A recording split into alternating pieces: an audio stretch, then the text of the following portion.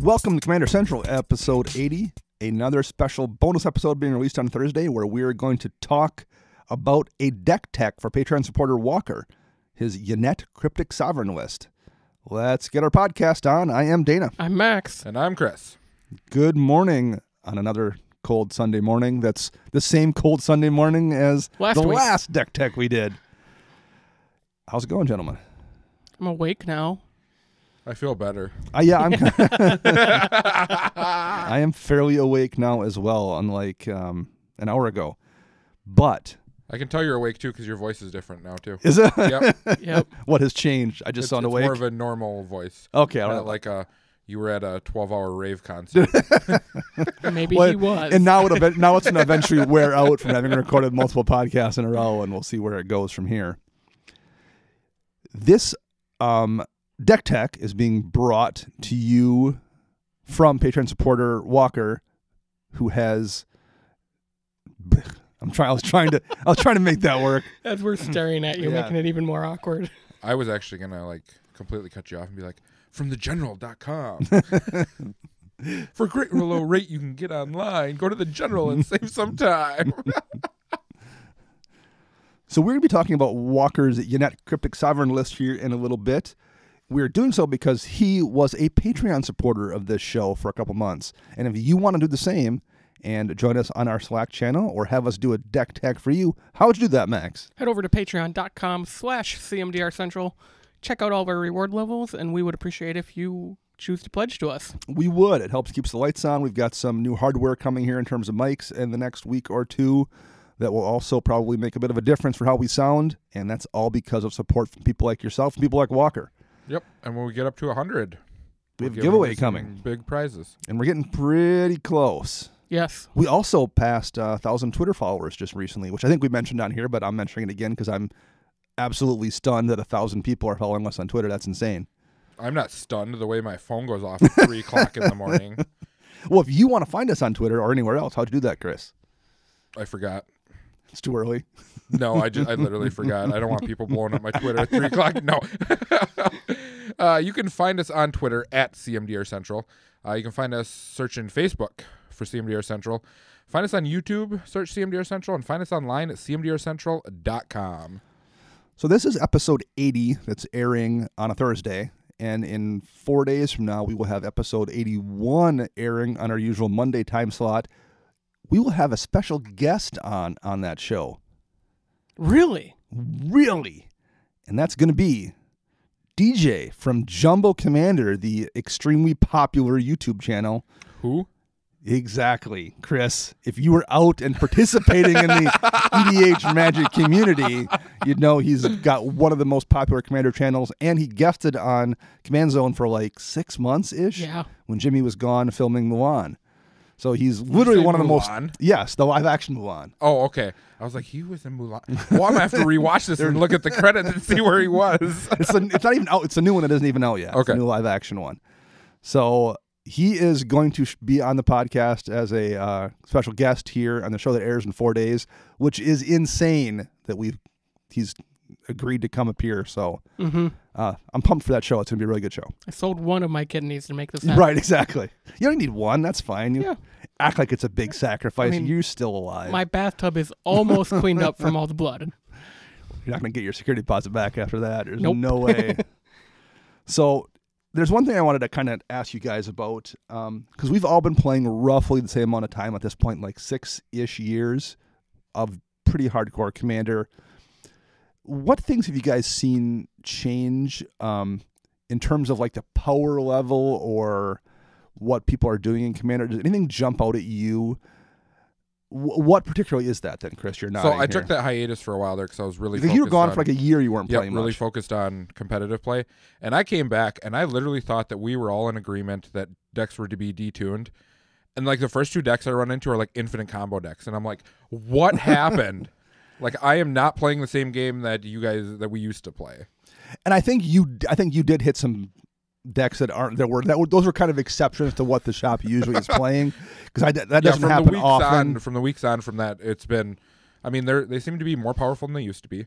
And Yeah. it's not really like scaling card power level. It's just they've printed better cards. Right. Well, so that's true. So every time a new set comes out and you put a new card in your deck, you're presumably doing that because it's better than your old card. Yep. Assassin's Trophy is theoretically then better than Putrefy, or that's the most fresh example. But Smothering Tithe is going to be better than whatever you had for ramp options. I pulled one of those if you want it. Did you? Dibs. Yep. I ordered. Oh, dibs. He got You you. beat me to it. Dang it. Well, they're in the guild kit, Right, they That's are coming out. Right, yeah. but still dibs. I pulled one. I immediately thought of you. I'm like, I'll save this. Well, so that is definitely a factor. But I was having this conversation, and here was the analogy I thought of, and I'm like, I think this applies to Commander as well. I started doing fantasy football with friends of mine, like in junior high. Football's so much fun. But I started doing it in junior high, so we're talking like, I don't know, not 30 years ago, but like 20 some years ago, right? Showing your age there, Dana. Well, exactly. But like the first time we did it, I had a newspaper out, and we were going over preseason box scores to like make sure, because you remember who the starting running back is for the teams you watch, Yep. but you don't necessarily remember the entire lineup off the top of your head, particularly back then. So we're all drafting players off like box scores. And then when we would do our statistics to see who won every week, the Monday Night Football scores weren't even in the newspaper until Wednesday. So you didn't know who won for the weekend until Wednesday afternoon. And that was when I started doing fantasy football in junior high. And then flash forward like 6 or 7 years, I'm still playing in college. Well, at that point in time, there's magazines that come out every like summer before the season starts that have full lists of all the rosters, and they're actually fantasy football magazines. So like you're seeing evaluations on players and the draft, and so you're using that kind of information.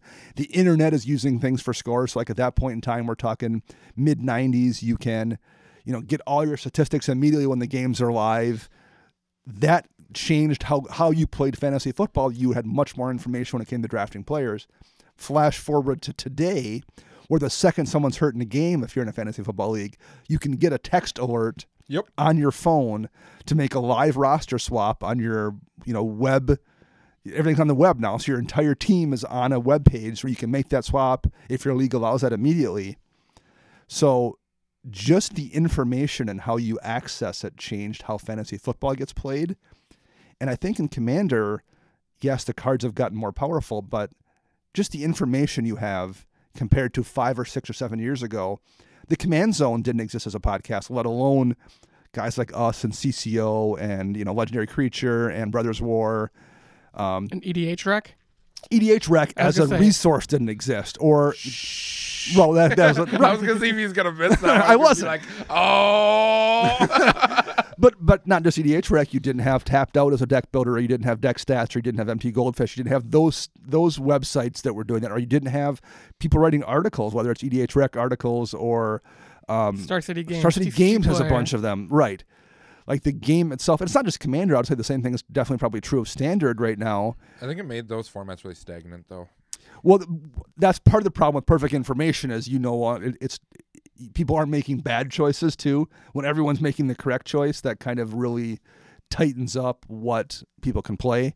But like I was just thinking, this podcast is going to air a couple weeks after it was out, but Brainstorm Brew just did the Ravnica Allegiance review, and they had Cat Light on as a guest, who was fantastic. But her breakdown of the cards, and she was particularly looking at Standard for the most part and how the cards would play. That information, like I'm not a Standard player, but listening to her evaluate cards for those formats really like changed my perception of a lot of those cards, because that's something she really knows very well.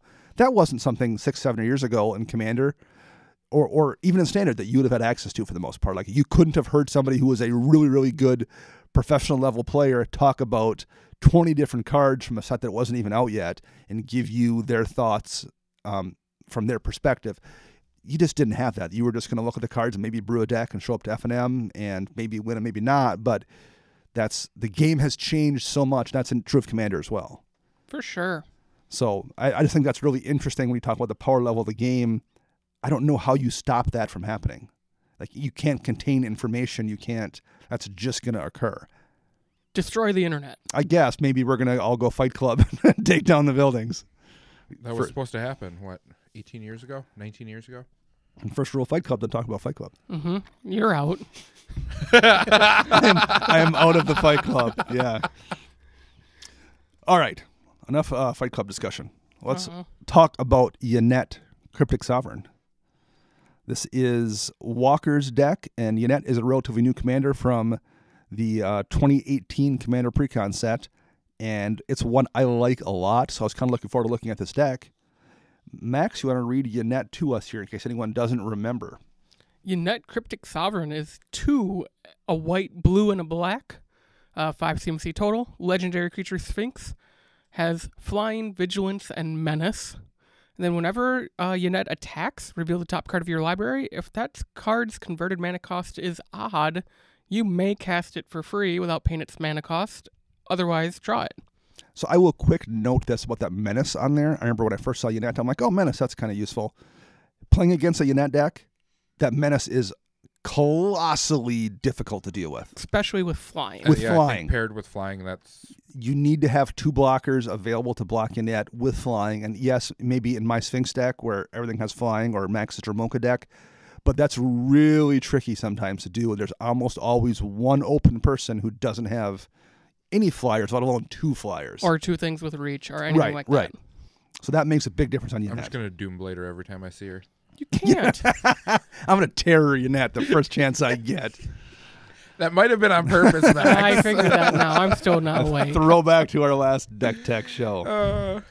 So, Yennett, this deck has a 3.87 average CMC, which is a little bit on the higher end, but it's also a deck built around casting high-costed stuff for free, so that's a little bit deceptive. It's a 3-color deck. Obviously, it's Esper, split between 3 colors pretty easily. And we got some notes here from Walker. You want to read those to us? So Walker said the deck can be weak against aggro and can also be slow at time.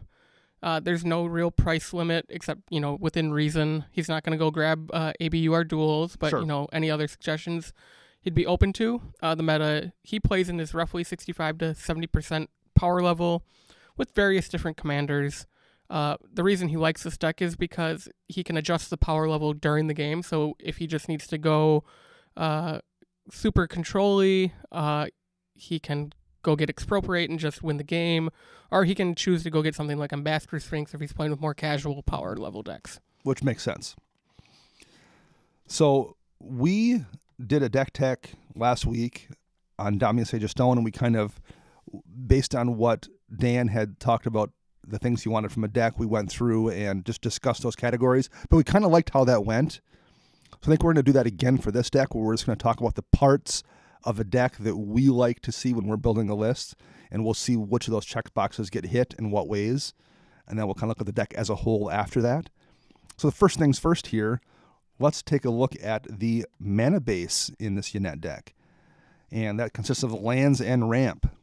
First things first, we'll take a look at the lands in it. What do you guys think of the land list we're looking at here in this Yennett deck? I think it's a little weak on basics. I would agree with that. 9 total basics. 3 of each, it looks like. No. 7 islands, 1 plains, 1 swamp. Oh, I'm sorry. Yep.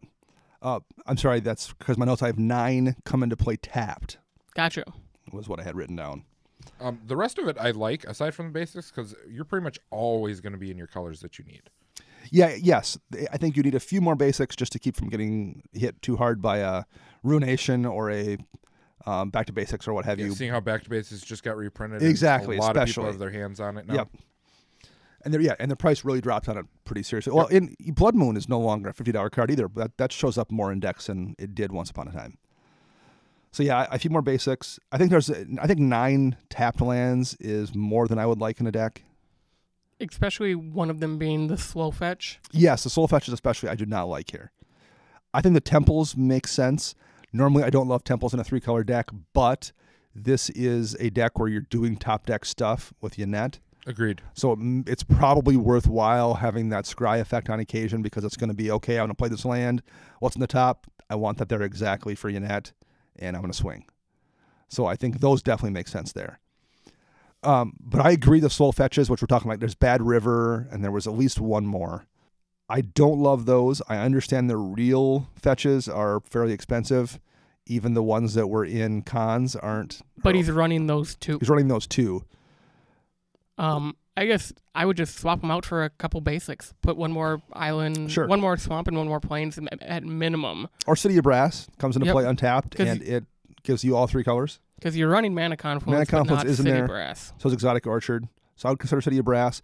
The filters are a good one because we just did a show where we talked about whether or not a card is worth it. And at $5, the filters are worth it for me. But for a lot of years when they were $20-some, they weren't. I didn't have a Twilight Mire in my Glissa deck for a long time because it was a $25 card. Now I have filters in almost all my decks that have room because they are like $4 or $5 since the reprint. Yep. So I think you could afford to place a few of those slow fetches with things like Filter Lands or the City of Brass. It just makes everything smoother. Not having those lands come into play tapped, having them make, perfect colors. So yeah, one of the two, more basics or more non-tapped duels. So we mentioned Ancient Tomb on our Damia's Sage of Stone show last week as being a really good inclusion and inexpensive to cast commander deck. There's one here, so that makes Yennett much easier to cast having an Ancient Tomb. That's a good call. And the one other thing I would say that's missing here is a couple of land removal lands. And I think that's especially important in this deck because Corehaven, being able to turn Yennett off, or even Maze of Ith, this deck is going to be very reliant on swinging through and getting that Yennett trigger. And if you lose access to that from a Corehaven or Maze, that's bad business. In addition to just being nice to remove that, even if people don't have a Gaia's Cradle in your meta, someone's going to have a Nykthos at some point in a deck that has a ton of permanents, or someone's going to flip over a Growing Rites, or someone's going to have a cheap Cabal Coffers because it just got reprinted and they're going to play Urborg and have all the mana in the world. So there's just a bunch of reasons that it's worth running Strip Mine or Wasteland, or if you are on a budget, Tectonic Edge or Ghost Quarter, just to solve Ghost those Quarter problems. for sure, because it's been reprinted in like every commander deck. And I think Tectonic Edge is sub $2 at this point too.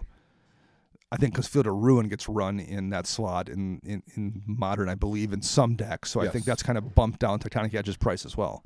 Yeah, so I would get a few of those. Better in any other format because you replace it with the basic. Right. Yep.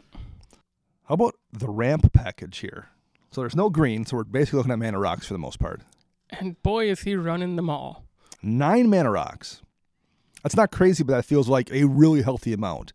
Because I'm doing an EDH Rec article right now on the amount of rocks and lands people run. The average deck in EDH Rec is running 4 mana rocks. Ouch. And I would have thought it would be closer to 6 or 7, but 9 I think is a really healthy amount here. But I think it's a deck that needs it. If you're stuck hard casting those spells, you need mana because a lot of them are relatively healthy casting cost. So I think that's a good amount of rocks for this deck. Is there anything in that RAM package that jumps out at you guys that you would change or tweak? I think I would prefer something like Thran Dynamo over Worn Power Stone because you can use it right away. It is even costed, so you can't hit it off of Yennett. But, even if you hit a Worn Power Stone off of Yennett, it's going to come in tapped. Yes. So, you can't even use it right away. I just prefer Thran Dynamo to get 3 for 4 instead of 2 for 3 because there's no tempo hit, essentially. I think I would agree with that. What do you think, Chris? I was thinking of, what is that, Dark Steel... Citadel? Ingot, yep. Over the Worn Power Stone. I was with Max on that. I wasn't a fan of the Worn Power Stone because it comes into play tapped. It's still at the 3 mana slot, but it creates any color that you need. Yes. Yeah. That is a good alternative as well. Yeah, because there's no talismans here, which are 2-drop, which I normally like in any deck that can run them. However, I think I'm guessing the thinking here is that they're 2 mana, so you can't get them off Yennett's ability. In any other deck, I would probably say replace the Worn Power Stone and maybe the Gilded Lotus, even with the 2 talismans, just because they're so much more efficient to get out. Yep. But I think the thinking is he wants a couple of those things he can play for free, so I get that. Yep. Other than that, I think that's a pretty solid-looking land base and a really good-looking... even if I don't love a couple of those rocks, you're doing it something correctly if you've got that mana base and you've got 9 rocks in a deck. You've been paying attention to something. So I don't know if I have any decks that have 9 mana rocks at this point. I have some that are 7 or 8, but I'm not sure if I have 9. I do. And I probably should. I do. Which one is I think Brago has it Brago? 9, but that makes sense. I abuse them, so That's true. You can blink them in that deck and have them come back untapped. I think I play 5 or 6 in Mogus. I'm doing the rough out of my Tesa Envoy of Ghosts, and I think I've got 11 or 12 in the rough draft because Well, you need it. Yeah, because she's a gazillion mana. are you actually going to play a Locket? And I don't know. I don't think I had a Locket in there in the rough draft, but maybe I would. Draws I might you in that cards. deck. Yeah, maybe they would in that deck. That's a good call. I like the Lockets. Love the Lockets. I don't know if I love them in Commander, although they're okay, but I love them in Limited. They feel so good in Limited. I played 3 of them at the pre-release a couple weekends ago. I was like, I wish I would have killed for even an off-color one I would have put in my deck. When I played Gruul and went 3-1, I played 2 of them, and it was such a nice, the one game, my opening hand was 3 lands, 2 Lockets, and I'm like, oh, it's going to be a bad day for you. The game I played against Dana, it's like untap, upkeep. I'm going to crack one of these because I want 3 cards instead of 1 right now. And Dana's like, yeah, I'm done. I said I was like, yep, I can't keep up with that. That's too much. So the next thing we will take a look at here is removal package, or answers, I should say. And that takes the form of board wipes and targeted removal, and in the case of this deck, counter spells, because there's a few of them. What do you guys think of the answer package here? I think this is great. I think this is a deck that is strictly revolving around Yennett. Yes. We'll get into this a little later. He does have some backup plans, but I mean, he's running all the counter spells. I would run the cheap, extremely effective ones: Force of Will, Mana Drain, Pact of Negation, Mystic Confluence. That's not so cheap, but it's modular. Yeah. So there's 6 counter spells in the deck total that are instant speed castable counter spells. The power ones are here, which would be like Mana Drain, Pact of Negation, Force of Will, Mystic Confluence. I would consider one of those as well. So he's not skimping on his counterspell package at all, and they are all ones that are effective. And like Pact of Negation, they're save your butt kind of spells. Like, I absolutely can't let this go off, so I'm running Force of Will to deal with that problem at all costs. And the efficient ones as well. The only one that jumped out at me as being kind of strange is an enchantment counterspell, which is Counterbalance. So he actually posted about this in the Slack. Well, I was going to ask, because I saw you ask about it, but I didn't see the response. I said typically in EDH I don't like Counterbalance because there's so much variance between decks. But when you are manipulating the top of your library so much, you have ways to reorder your top of your library to be like, oh, I need to deal with that, that 4 CMC spell. So, then he can do that. But at the same time, Yennett runs a lot of odd casted cards, so it's tough to hit to put something that costs 2 or 4 on top to deal with that spell. And if your biggest concerns are those wraths oftentimes fall in that 4 mana slot, there's no way to use Counterbalance to stop that Day of Judgment or Wrath of God or Damnation. Consistently. Supreme Verdict, I guess you can't counter, but there's no way to deal with those using the ability. And while there's a good bit of top deck manipulation in this list, there's not necessarily a crazy amount either. And some of it is things like those lands that have scry triggers, which you can't do at instant speed. Right. I feel like I would just rather have a counterspell there that's going to consistently stop the problem than Counterbalance. I would agree with that.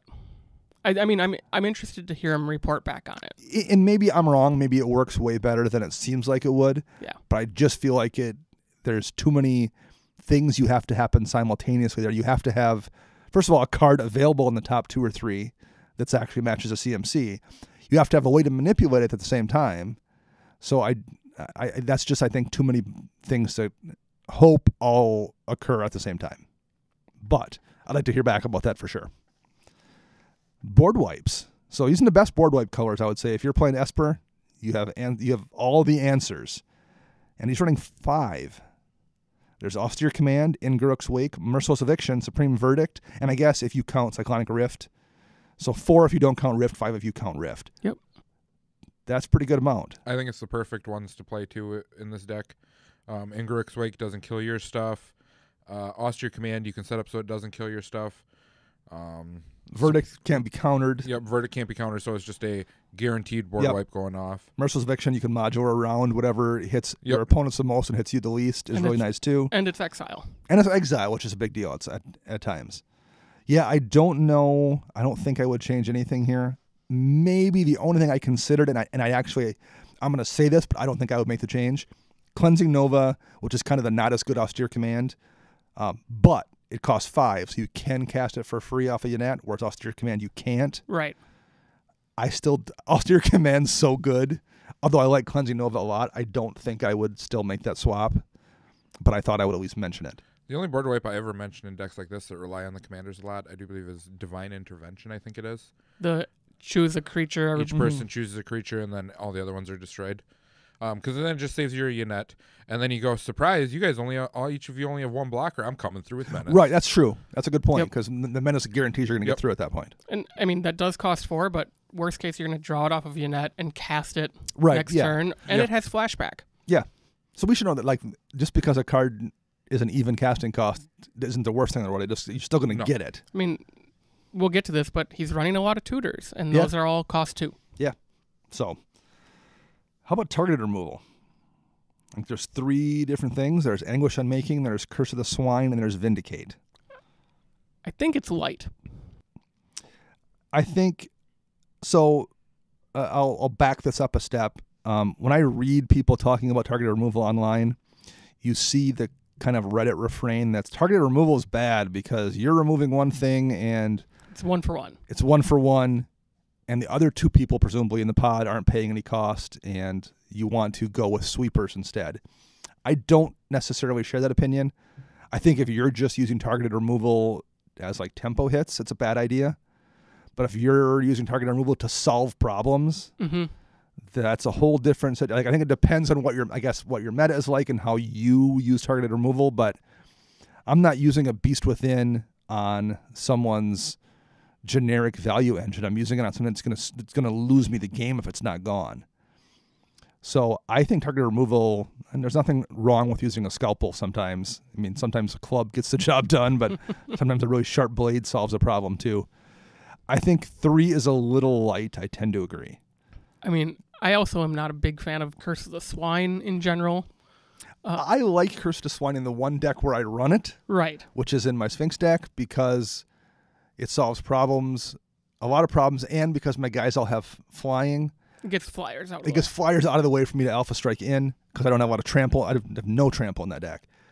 I think the reason I don't like it in this specific deck is because Yennett, and I thought about that too, okay, it's going to get rid of flyers or the stuff with reach, but Yennett has Menace. So yes, I think you would rather just run an Utter End or more easier single-targeted removal to get rid of one of the 2 blockers in your way of the person you want to attack. So in that Sphinx deck of mine, the reason I run it is because there's plenty of times late in the game when I have 8 mana free, and I can Curse the Swine and take out 8 threats and give them 8 pigs, and those pigs don't scare me, and I can do something that wins. However, I'm playing blue-white, and that's really the only way you can do that in blue-white. This isn't blue-white, this is blue-white-black, where you have access to Ingruk's Wake's already here, but you have things like Plague Wind as another option. If you're going to spend enough mana to make Curse of the Swine take out 7 creatures or something, Plague Wind's going to take out every creature that isn't yours for the same amount of mana. And quite possibly right off of Yennett. Right. And if you're only using Yennett, if you're only using Curse of the Swine to take out 1 or 2 creatures, then why not just run Utter End and take out anything that's also in exile and not leave a pig behind? So I feel like if you have an option to run black, there's enough other things I would run over Curse of the Swine. If you're going to go big, and if you are just using it for pinpoint removal, just use a better pinpoint removal spell. I was thinking of all the enchantments. Banishing Light, O-Ring, Grasp of Sure, Fate. yeah. They're all at the 3 mana slot, and they all exile anything. In Esper, you have access to every good removal spell ever printed except for, like, Assassin's Trophy and Beast Within, basically. I mean, like, everything else, you have access to them. Yep. Along those lines as well, I was thinking when I was looking at this for targeted removal, Aura Silence. It's going to do 2 things. It's going to slow down your opponents because it's going to tax them for their artifacts and enchantments. And then when you need to pop it to destroy something, pop it. And it's 3 mana, so you also get it off of Yennett if you need to. Whereas Curse of Swine doesn't. Curse of Swine is uncastable off Yennett. Yep. Even if it was triple blue, you can't add X. Right. So I like Curse of Swine, but I think this is not the best deck for it, and I would change that out to something else. And maybe add 1 more spell or 2 more spells that hit any target. Yeah. It's really tough to not run Utter End as well, I think, in a deck because it exiles anything but a land. So true. So, other than that, though, like I think 5 board wipes is good. I think that's a great counterspell suite. I would just maybe do one more targeted removal spell and maybe change Curse the Swine to something else. That's a pretty solid package all in all. Mm-hmm. How about card draw? So Yennett. Chris is sighing. So Yennett kind of is. She's not card draw. She is draw. Like you either draw it or play it. Right.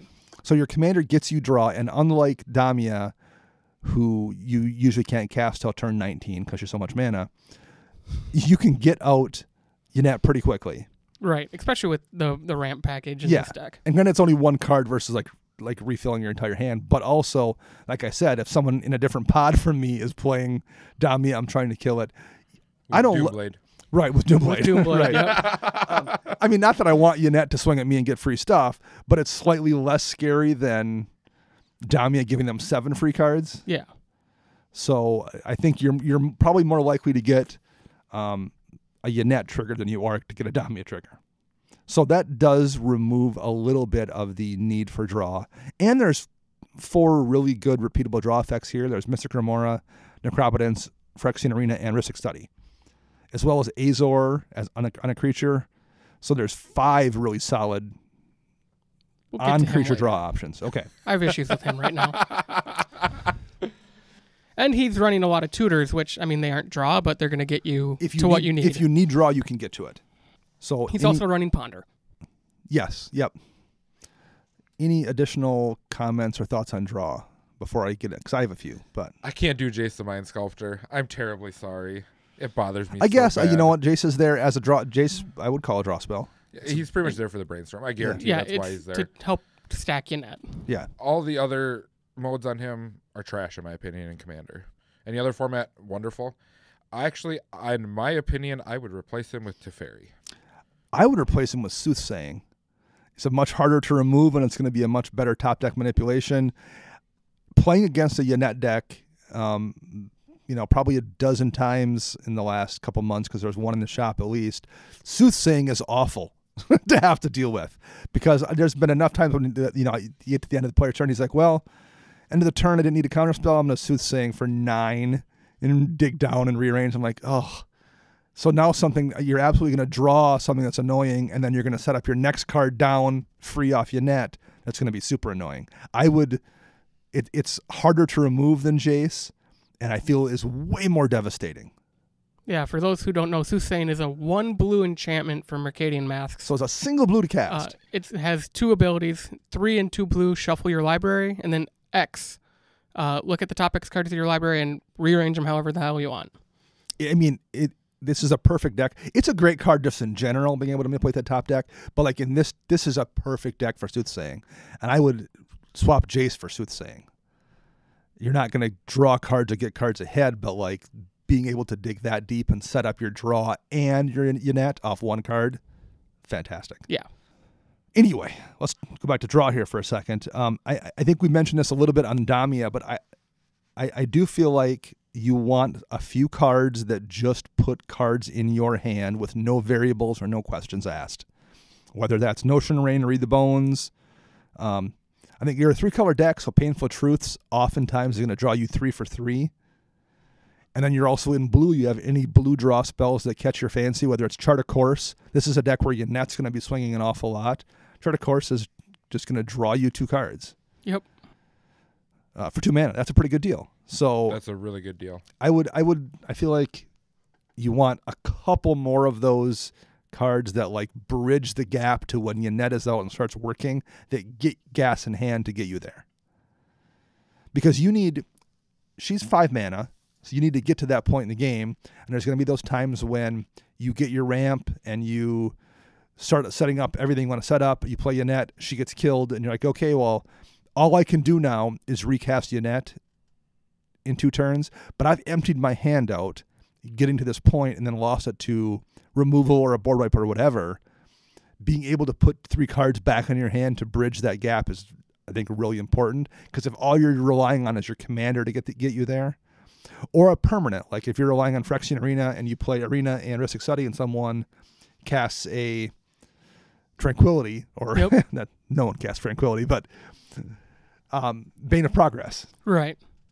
then you've gotten nothing for those. I'm not saying don't run Phyrexian Arena ever. I love Phyrexian Arena, but it's just good to have some things that will guarantee you 3 cards in hand or 2 cards in hand to bridge that gap. How about protection? Protecting Yennett. There's a couple things in here that do it. There's Counter lightning. spells. There's counter spells that do it. There's the Lightning Greaves, which also give her haste, which I think is a big deal. And there's Darksteel Plate. I don't like Darksteel Plate in this deck. What? Mm-mm. What? Nope. Crazy. No, I don't. Actually, I don't. Either. I would rather run Whisper Silk Cloak because of the Shroud more than anything. It's another 3 MC, so it's just going to get cast for free off of Yennett. And Right. And my reason behind that is I would be playing Yennett and having played against Yennett decks. I would be more worried about targeted removal versus the mass board wipes. Yes. So I would rather be able to give my commander Shroud, knowing that I don't have a lot of stuff here that hits her itself. And then the board wipes I do run, I can control when I cast them. So if I do want to do it and have Yennett die, I'll have Yennett die. I had Swiftfoot Boots marked down here instead of Whisper Silk Cloak, but roughly the same thing. In part, I think, given that she has Menace, the unblockable is less useful, I think, than being able to haste her out and swing immediately the time she comes down. Yeah. So I would probably run Swifties over Whisper Silk. The one thing I would note here, and I guess it might have been nice to ask him, but I didn't really think of it until I was doing notes on the show. He is running 4 or 5 board wipes, and he doesn't have a ton of targeted removal. I wonder if that's a meta trend, where people in their meta don't run a bunch of targeted removal, and they do run Board wipes. board wipes. So in that case, maybe that's why he's running Darksteel Plate instead of Swifties. Quite possible. Because he also doesn't have Swords to Plowshares or Path in this deck. I noticed that too. Which again, man, I have a tough time not putting those in any white deck. They're so efficient. So I wonder if that's just kind of a meta trend where people just don't run the targeted removal, they just run sweepers. I mean, maybe their meta is just a bunch of hexproof stuff. Maybe. So like if that's that's why. yeah, that could be. So in that case, maybe Darksteel Plate does make sense. I get that. But I would say, like, talking about our meta, I ran Darksteel Plate in my Glissa deck for a good amount of time, and there was so many games that didn't solve problems for me. It didn't do anything against that Hero's Downfall or that Path to Exile or Assassin's Trophy or whatever. So I would just much rather make something hexproof, but that could be a meta call. Any other protection stuff that you want to make a note on? I would say, again, it's a card that's easy to say put in every deck that can run it, but man, Teferi's Protection is so good. It's so good. Yeah, that was the only one that I was thinking of too. You know, I think we could lump Azor kind of into this category, because if you can drop Azor, you're somewhat protecting yourself. You're preventing people from doing things for the next turn. At the same time, that's a lot of mana to maybe protect your commander. Yes. So I get Azor's also in there for the draw. Yeah. But he doesn't seem to fit in my mind when I look at this deck.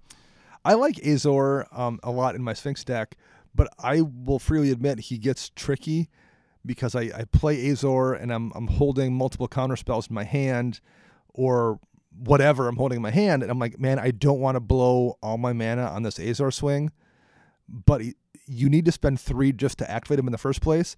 And I'm also like, but it feels bad spending 4 to draw 1 card or 5 to draw 2 and gain, because the life gain isn't really that big of a deal usually at that point. Right. There's been plenty of times when I've had control of the game and it's been late and I'm holding a Swan Song or I'm holding something like that, and I'm like, I'm putting 7 into Azor, 8 into Azor because I'm holding that Swan Song, and I will be fine until it comes back around. But there's been enough times too where I feel like, I just don't want to put this mana into him right now because it's going to blank my entire turn. Yep. So I like Azor, but I think he's tricky to use effectively. How about something that's unique to this deck that I think it needs a good amount of, and that's top deck manipulation. There's not a lot of it. Which makes the counterbalance a little bit, even a little bit more suspect. I don't know if suspect's the right word, but less effective maybe? Yeah. Because there's Jace, Dream Cache, A couple scry effects. all the Scry lands, Top Scroll Rack, Oracle's Vault, Precognition Field. There's actually quite a few. See, I wouldn't call Oracle's Vault top deck manipulation. It's more of a backup to Yennett. Because all you're doing is exiling the top card of your library. You aren't, like, rearranging anything. True. It's more of a backup to Yennett. And I guess there's there's a few little things that do that. The one I think that's really missing is Soothsaying that we mentioned. I also think Crystal Ball would be okay in this Crystal deck Ball's as a decent. backup to top or anything else. The one thing that becomes a problem with things like top deck manipulation is it doesn't really stack for the most part. Right. So you want to have enough in your deck to always have something out that lets you do it, but you don't want to have so many that you have 3 or 4 in hand that become dead cards. I think we mentioned that on the show where we talked about Ravnica Allegiance, the Riot Enchantment, whose name I keep forgetting. Rhythm of the Wild. Rhythm of the Wilds. That's why that's so good. If you already have a Fervor out or Fires the Avamaya, it's just something that puts +1 counters on it. It's never a dead card. And there's really nothing that, for the most part, has that kind of thing with top deck manipulation. It's almost always redundant then.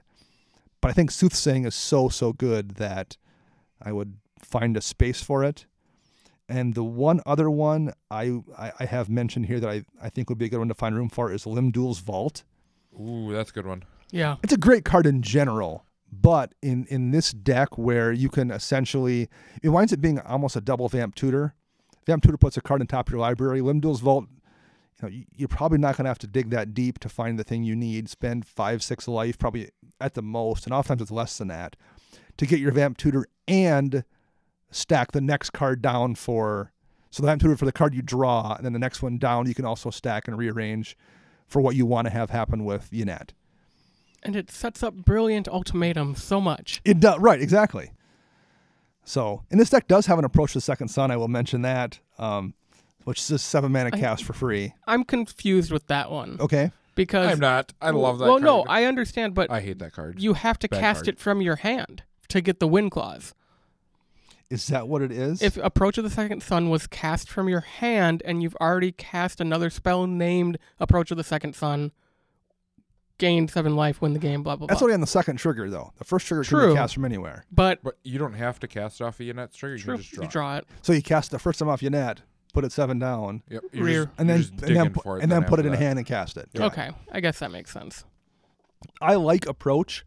It's often super dirtily in EDH. I've seen a lot of terrible approaches, but I feel like this is the one deck where I really want to run it. Like, Yes. this is a good place for it. I would totally forget about not casting off of Yennett and cast it off Yennett. Well, you'd forget it once or twice. After that, you'd remember. You'd And stick then with it. Chris would keep a straight face. I'd pass my turn, and then he'd laugh really hard at me. It's actually like absolutely the best way to learn to pay attention to your pact and negation triggers is to miss that first one and lose your game because of it. That's a lesson you only need to learn once or so, and then you remember to pay Yeah. attention to pact and negation. Like you can't cast spells on Max's turn when he has Dramoka out. I have learned. It took me a while. It took me longer. I had to touch the stove 3 or 4 times to learn that it's hot, but I figured I've gotten there. And now the calluses are so thick he uses his But I other do hand. no, I do though. Like when we play Dramoki deck, I wait to see who's going to get hit by it because somebody always does. Because it's happened to me enough times in the past that I'm like, I'm not going to get burned, but that guy's not paying attention, and he's going to. He's got 3 mana free, and he's not paying attention. I love saying no in that deck. No. I'm going to do that. No, you're not. You're Well, not going to do it's anything. my turn. Just for that, now I'm going to kill you. So the last thing we will talk about here a little bit is creatures, because Max wanted to comment on Azor released. Yeah, so I did just kind of mention Azor as being a protection type of card. Yep. But again, like you mentioned, it's a lot of mana to draw some cards Yes. and gain some life. But at the same time, he doesn't have a lot of life gain in this deck, so maybe it pans out. Yeah, maybe you need it. The creature count, there's only 12 creatures, and about half of them are Sphinxes, a little more than that. And the rest are like value things, Runescarred Demon or Sphinx of Thune. There's an Ulamog in here, a Void Winnower. The one that jumps out at me is Solemn Simulacrum. I don't think Solemn's just is good enough in Commander anymore, unless you're playing in a deck that's doing extra things with Solemn. Like My Alesha deck is right, so yeah, much fun right. with him. No, absolutely.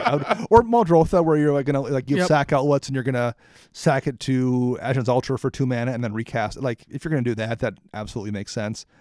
But I don't think if you're screwing her, unless you're doing stuff with it, just running it to get a land and draw a card, I don't think it's good enough anymore. I love going Imperial Recruiter into Sad Robot and just be like, what's up? Yeah, again, that's kind of like talking about approach in this deck. Your deck is perfect one to run a Lesha. So for the creature base, I actually had 2 creatures that I thought would probably fit in here decent. Okay. Emrakul, the Promised End. Oh, yeah. It's a 13 CMC card. And it wins. It's a win condition. You're going to win the game. You cast them off of Yennett's Yes. trigger. So you're still going to get the cast trigger off of it, taking the person's turn, all that fun stuff. And the other one was Yuriko. The Tiger Claw. Yeah. Because of the high CMC on some of these cards and your top deck manipulation, you're just going to be like, oh, cute. Bam! Everyone takes like 8. And you're just like, what's up? Yeah. No, I like that. That's a good. I didn't even think of Yuriko. I had one to suggest, and that's Plague Crafter. It enters the battlefield. Everybody sacrifices a creature planeswalker, and if they can't, discard a card. It's 3 CMC, so it's something early you can get out just to kind of build a board state. You can also get it off of Yennett, and it's going to handle those aggro matchups that you kind of struggle against. Yep. I like that one as well. I like Yuriko a lot. It never occurred to me. That's a good call there. They came together. Yeah. You probably might not ninjutsu her in, per se. Right. But for sure, just casting her out there and showing it and going, okay, you guys see what's going to happen here, right? If not, I'm going to teach you what's going to happen. In some ways, that's kind of an alt-win con in this deck. Yep. Like, there's enough times where you're going to get Yuriko out, and if you're manipulating some stuff at the top, you're going to dome people 2 or 3 straight turns and win the game. Isn't there a Sorin that kind of does that too? The 6-mana Sorin from Grim Nemesis. Grim Nemesis. And it would be in the right colors for it if you wanted to run it. Yep. So how does this deck win? Approach is an option, and there's tutors to get to approach. That's definitely a win condition. Big fat flyers. There's some beats think here. It's a value because was Yennett 6 mana, correct? Yep. Five mana. So on turn 6, or we can say even turn 5 at the earliest because of Greaves, you drop a Ulamog off of the attack trigger, and now you have this gross, nasty Eldrazi that's just going to win you the game. I mean, any of that stuff just ups your count. Magister Sphinx knocks someone to 10, and then they're going to get hit for 3 off of Yennett. And almost every one of these creatures hits hard. Yep. Just going on the list, you're looking at 6/6 from Azor with flying. Delirium Primordial is a 5/5 with flying. Enigma Sphinx is a 5/4 with flying. Magister Sphinx is a 5/5 with flying. Even Platinum Angel, it's a 4/4 with flying. Runescarred Demon's a 6/6. Obviously, Solemn we don't love, but like Sphinx of Bastard is a 5/5. Sphinx of the Thune is a 5/6.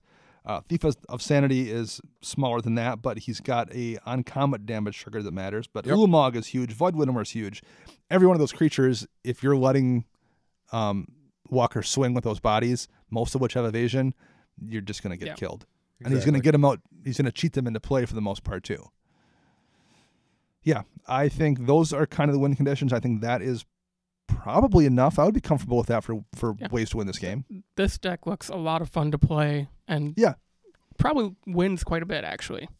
I would bet it does. And like you said, I like the fact that he can also tweak what he wants to do with the power level. Like, I'm just not going to... If I'm playing against new players, like there are times I've played against new players, and I have to actively do dumb things to lose. Like if it's somebody who's like a really new person. That's why he only kept a land with 2 hands in it. Right, yeah. A couple weeks ago, and then I won that game. I still won that game. But this is one where you don't have to play dumb. You can just be like, I'm just not going to top deck as much stuff. I'm not going to be doing as much manipulation. Just leave it to chance and see what happens. So you can kind of like put that coin flip element in here if you want to play down to people also. I do think this deck would be fun to run Stronic Resonator in, just to double Yennett's triggers and see what you get. I can't remember who I was having this conversation with. Trying to get Resonator, whenever I've seen someone else play it against me, they copy all kinds of crazy stuff. And whenever I've put it in a deck, I never have anything out to use it for, or I feel like it's a waste of. I'm like, I don't want to spend all this mana to copy this one trigger. It just always feels bad for me, and it feels great whenever anybody else has it out. You have that problem with a lot of cards. I do. I absolutely do. And that's one of the ones that jumps. That's the Cryptic Command problem. When everyone else caps or seasons pass, right? I absolutely recognize that's me, but it's still me. So final thoughts before we close the show out. I like everything in this deck except for 2 things. What's that? Counterbalance and Jace. I would say Counterbalance, Jason, Solemn. 3 are the 3 big cards I would change out in addition to the small stuff we talked about tweaking. I don't like Azor. That's where I agree with you guys on the other stuff, but Azor would be the one I would find something else for. I also don't like Solemn mainly because you only have 7, 9 basics, so you're pretty much always getting an island. I feel like there's a bit of a Sphinx tribal theme in this deck. Oh, there is. I mean, there's 7 Sphinxes, I think. Yep. Along with Yennett. But I feel like they're not. You could maybe find better choices there than a couple of those Sphinxes. Like if you just want flying beaters, I don't necessarily know if, for example, Sphinx Ambassador is good enough. Like it's a cool card and I like it a lot, but I'm running it in my Sphinx tribal deck because I've got no non-Sphinxes in this deck. And if this is one where you are not beholden to that theme, I think you can probably find better creatures to run in that slot or more efficient creatures than that 5/5 for 7 mana that requires you to look through someone's library, which is kind of a pain in the butt sometimes too. So unless you're really into the Sphinx thing, and I don't think this deck is, a couple of those Sphinxes can maybe be something else, but that's not a big deal, I don't think. What do you guys think of replacing Counterbalance with True Conviction? I think triple white is hard to hit sometimes. That's true. I just want to see these beaters just go, oh, free beater and take double strike. and it's 6 mana, which is what isn't free. I would almost say run like Dictate a Heliod over it, just to pump all your guys. Yeah. And you can cast it off of Yennett or just flash it in. Yep. But I would say this too, in my Asperia deck, I did a Factor of Fiction the last time I played it that had True Conviction and I can't remember what the other 4 cards were, and someone did a 4-1 split. And you took True Conviction. And I took True Conviction, and the person's like, "Yeah, you're gonna." Like they were still screwed. It was even going that way. I still won. won. Game in Talrand when I did that Factor Fiction. They're like, "We don't want you to have Muddle." I'm like, "Well, I don't want Muddle anyways. I want the other card." They gave, what was it? Gravitational Shift. They gave you. Yeah, they gave me a whole bunch of it was the same thing. They're like, "We don't want you to have Muddle to go get Cyclonic Rift or something." The counterspell option is what they were worried about. They're like, "No, I'm just going to cast Grav Shift and just blow everybody up." Yeah. Jeez. Yeah, I love True Conviction, and it just wins me games in my Sphinx deck. But this has a few less creatures, and I think the triple white is really tricky to hit. But maybe not. I think it's an option to look at least. All right. Thank you very much, Walker, for sending us your deck. We did like it a lot. I like Yennett a lot. Yeah. And this is different enough than our friend's deck who we see in the shop that it was fun to look at. Like we said, if you too want to support us on Patreon, we could do a deck tech for you in the coming weeks. So find us on Patreon at cmdrcentral.com. No, that's not right. That's our online. Patreon.com/cmdrcentral. Thank you, Max. You're welcome. Until next week, I'm Dana. I'm Max. And I'm Chris.